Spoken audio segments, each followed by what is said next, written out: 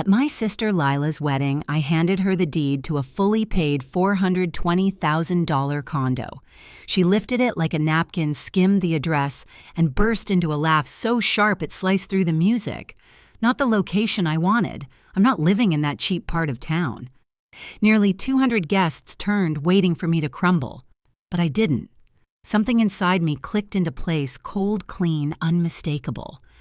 I smiled at her, and in that moment I realized she had no idea what she had just started. And neither did the rest of them. My name is Emily. I'm 38, a lawyer who negotiates massive deals for a living, the kind where a single misplaced comma can unravel an entire transaction. People hear that and picture sharp suits, panoramic views, a life of precision and control. And yes, that's part of it. But what they don't see is the exhaustion those 100-hour weeks, the cold coffee forgotten on my desk, the quiet walk home through a city that never really feels like mine. Still, I've always carried myself like someone who could take the hit. I was raised that way. Growing up, my mother Marion had a habit of labeling us as if she were casting a play she never planned to rewrite.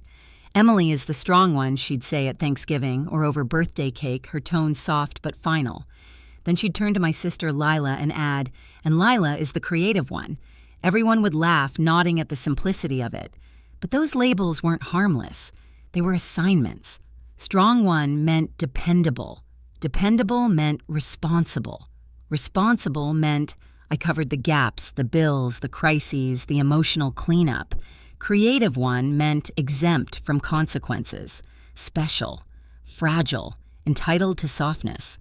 For years, I pretended not to notice the imbalance. Whenever Lila fell behind on rent $3,500 a month in the trendy downtown building, she insisted, matched her brand, I paid it. When she claimed she couldn't build a lifestyle page while driving a beat-up sedan, I co-signed for the sleek electric car she wanted.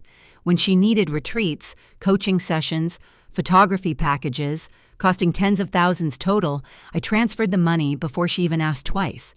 I told myself it was temporary, that she just needed a start, that someday she would stand on her own. But the truth was simpler. I had been conditioned to believe my worth came from giving, that being the strong one meant never putting the weight down. My father stayed mostly quiet in those years.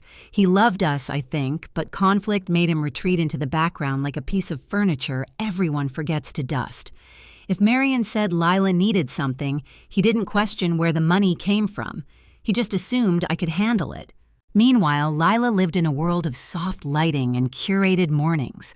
Oat milk lattes, authenticity posts, sponsorship dreams, pastel journals filled with mantras. She called herself an influencer. What she never called herself was responsible. I should have seen what was building. The way my mother's eyes tightened when I hesitated before agreeing to another payment. The way Lila spoke about my money as if it were an extension of her own plans. The way everyone praised me for being dependable even as I quietly unraveled under the weight. Looking back, all the signs were there. I just didn't know the breaking point would come so publicly, and that it would begin with a single, brutal laugh. Weddings are supposed to feel warm glasses, clinking flowers, wilting in soft evening light, people drifting from table to table with easy smiles. Lila's wedding felt like a production set. Everything was staged for her camera, floating candles, a floral arch taller than the groom guests arranged by aesthetic instead of relation. Even the music seemed curated for her feed. I walked toward her with the folio holding the deed, telling myself this was the moment things finally balanced out, a fresh start, a gesture big enough to prove I wasn't just the strong one, I was her sister. She stood near the head table, radiant in lace phone, angled in her hand as she checked her reflection between poses. When she saw me, her smile stretched wide for the photos until she noticed the folder. "Oh my God, Em, is this a speech?" "Tell me it's short," she whispered, half laughing. "It's a gift," I said. "Something important." The DJ lowered the music like it was part of the program. Guests shifted. Someone clapped, assuming a sweet moment was about to unfold. I placed the deed in her hands. At first she didn't understand what she was holding. Then she saw the address, the numbers, the words fully paid. Her eyes widened, not with gratitude, but calculation. And then she laughed. It wasn't the soft, embarrassed kind of laugh someone makes when they're overwhelmed. It was sharp performed, designed to travel. Heads turned instantly toward us. The groom froze mid-step. "Not the location I wanted," she said, her voice lifting through the microphone clipped to her dress. "I'm not living in that cheap part of town." A ripple of awkward chuckles moved through the crowd. Some people laughed because they thought it was a joke. Others laughed because they didn't know what else to do. A few didn't laugh at all. They just stared at me, waiting for the emotional collapse that should have followed. My throat tightened. My vision tunneled. For a second, I couldn't feel the floor under my heels. But I didn't cry. I didn't shout. I didn't even flinch. Marion appeared beside her, like she'd rehearsed the scene. "Oh, honey," she cooed to Lila, brushing a curl from her shoulder. "Emily means well. She's just practical." Practical. That word landed harder than the laugh. Lila shrugged, still smiling for the cameras. "It's fine. She probably didn't think about my brand. It's not her world." My mother nodded sympathetically, as if I weren't standing 3 feet away. In that moment, the weight of every year, every payment, every rescue, every time I swallowed frustration to protect peace pressed into my ribs. And then something inside me shifted. A clean break. A quiet rupture. I looked at my sister, my mother, the sea of eyes waiting for me to fold. Instead, I smiled. Not the smile they expected, the one that meant I finally understood exactly what I was dealing with, and exactly what I was going to do next. I slipped away from the head table as the music swelled again, pretending to admire the flower arrangements while I tried to steady my breathing. My hands were shaking, but not from sadness. It felt more like the slow, bright burn of clarity spreading through my chest. I made it halfway toward the exit before I heard heels clicking rapidly behind me. Emily Lila hissed. I turned. She stood beside a wall of champagne flutes, veil slightly crooked, eyes blazing. "What was that?" she demanded. "Were you trying to embarrass me?" "It was a gift," I said, keeping my voice level. "A gift," she gave a choked laugh. "To that neighborhood? Did you even look at the lighting in those units? It would destroy my content, and you gave it to me in front of everyone. You know my brand. Why would you sabotage me like that?" Her words hit me like cold water. Sabotage. That's what she thought this was.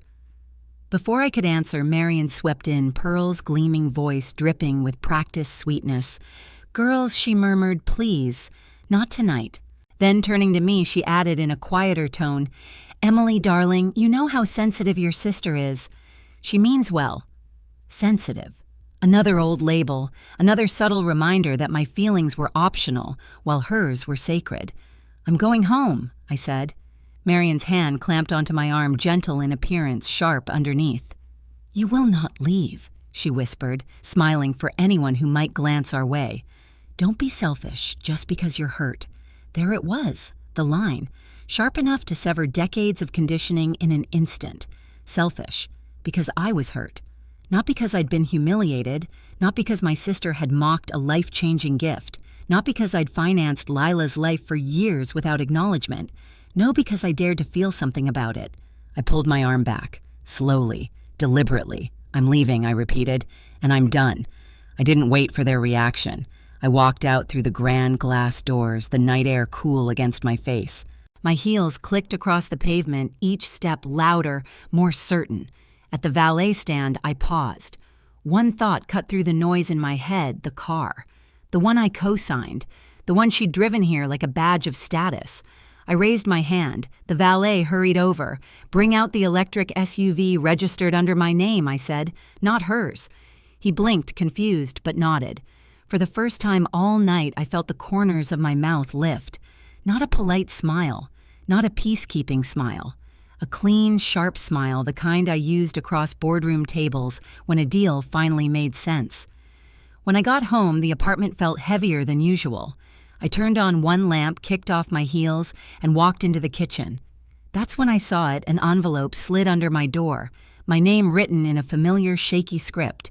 Inside were documents, printouts, plans, and a note that made my heart go still. Suddenly, the humiliation at the wedding wasn't the worst part, not even close.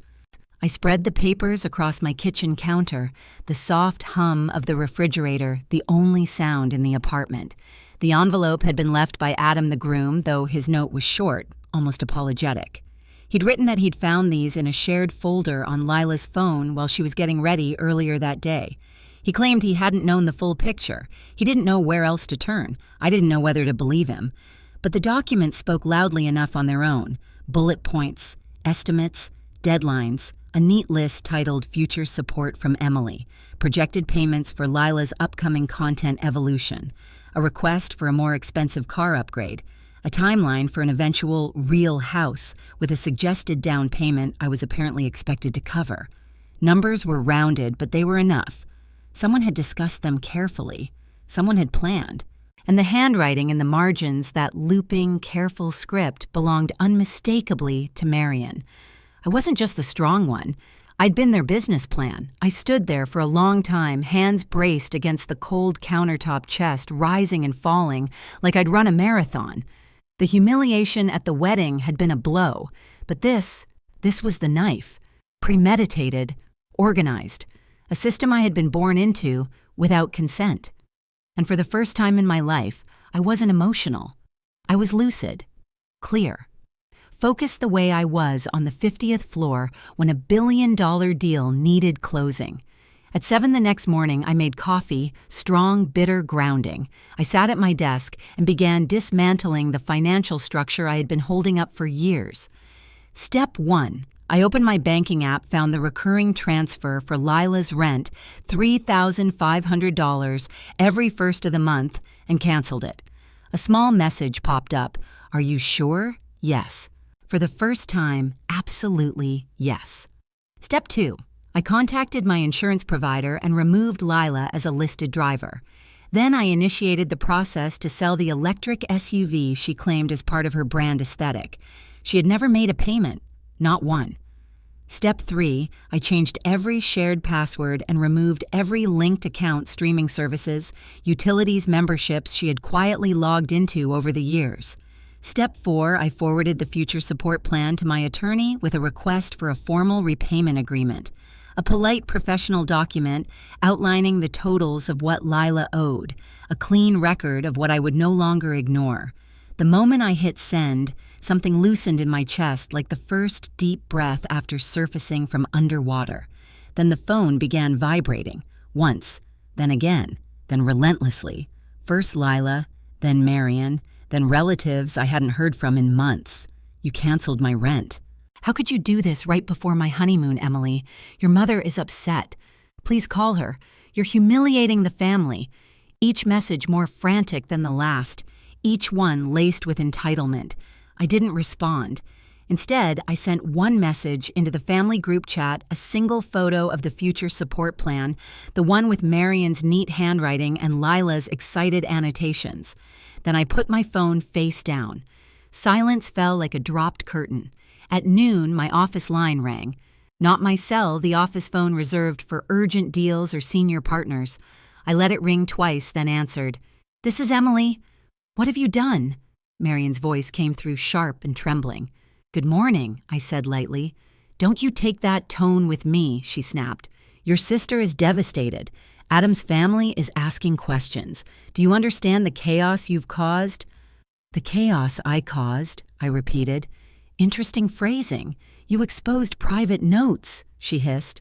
"You embarrassed us. I didn't create the notes I said, and embarrassment only hurts when it's undeserved." There was a beat of silence. I could hear her breathing. "You don't walk away from family," she said finally, voice shifting, soft pleading. "You're the strong one. Lila has always needed more support. You know that." "Needed," I said, "or expected."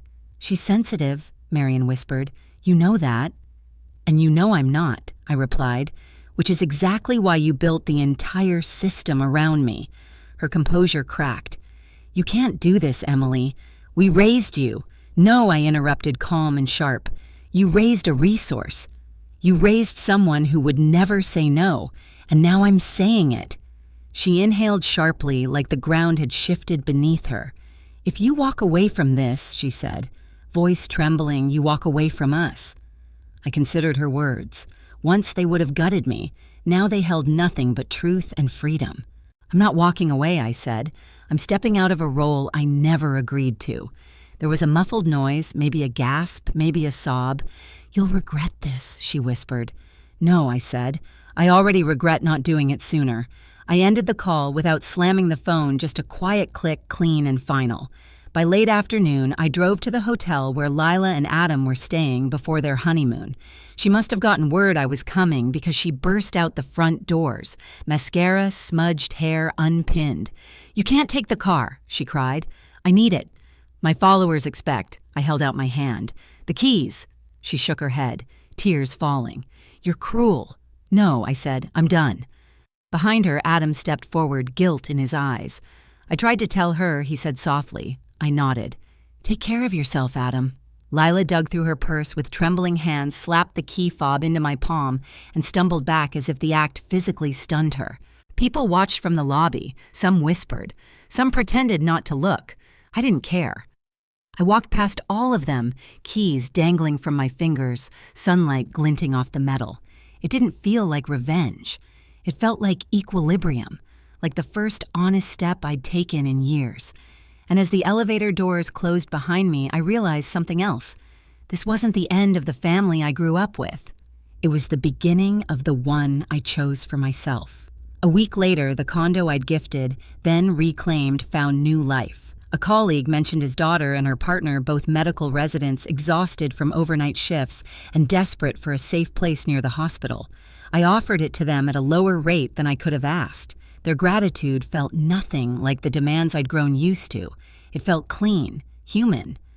The electric SUV sat quietly in my garage, stripped of its symbolism. I drove it on a Sunday morning, windows down, letting the air wash away the last traces of Lila's perfume. Back home, I stepped onto my balcony with a cup of coffee. For once, it was still hot.